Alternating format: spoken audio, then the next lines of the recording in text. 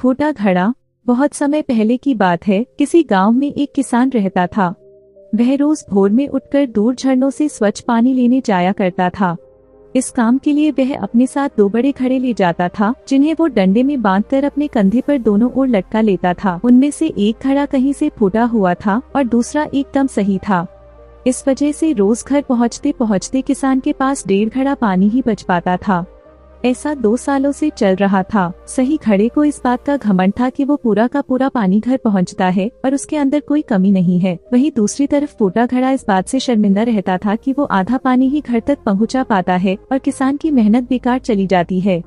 फूटा घड़ा ये सब सोचकर बहुत परेशान रहने लगा और एक दिन उससे रहा नहीं गया। उसने किसान से कहा, मैं खुद पर शर्मिंदा हूँ और आपसे क्षमा मांगना चाहता हूँ। क्यों? किसान ने पूछा, तुम किस बात से शर्मिंदा हो? शायद आप नहीं जानते, पर मैं एक जगह से फूटा हुआ हूँ और पिछले 2 सालों से मुझे जितना पानी घर पहुँचाना चाहिए था बस उसका आधा ही पहुँचा पाया हूँ। मेरे अंदर ये बहुत बड़ी कमी है और इस वजह से आपकी मेहनत बर्बाद होती रही है।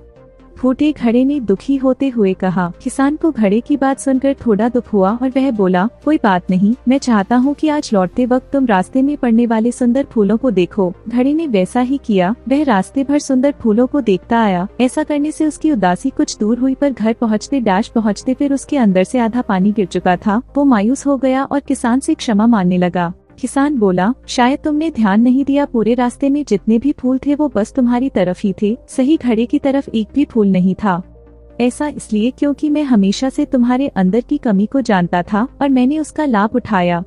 मैंने तुम्हारे तरफ वाले रास्ते पर रंग बिरंगे फूलों के बीज बो दिए थे। तुम रोज थोड़ा थोड़ा करके उन्हें सींचते रहे और पूरे रास्ते को इतना खूबसूरत बना दिया। आज तुम्हारी वजह से ही मैं इन फूलों को भगवान को अर्पित कर पाता हूँ और अपना घर सुंदर बना पाता हूँ। तुम ही सोचो, अगर तुम जैसे हो वैसे नहीं होते तो भला क्या मैं ये सब कुछ कर पाता। दोस्तों, हम सभी के अंदर कोई ना कोई कमी होती है, पर यही कमियां हमें अनोखा बनाती हैं। उस किसान की तरह हमें भी हर किसी को वो जैसा है वैसे ही स्वीकारना चाहिए और उसकी अच्छाई की तरफ ध्यान देना चाहिए। और जब हम ऐसा करेंगे तब फूटा घड़ा भी अच्छे घड़े से मूल्यवान हो जाएगा।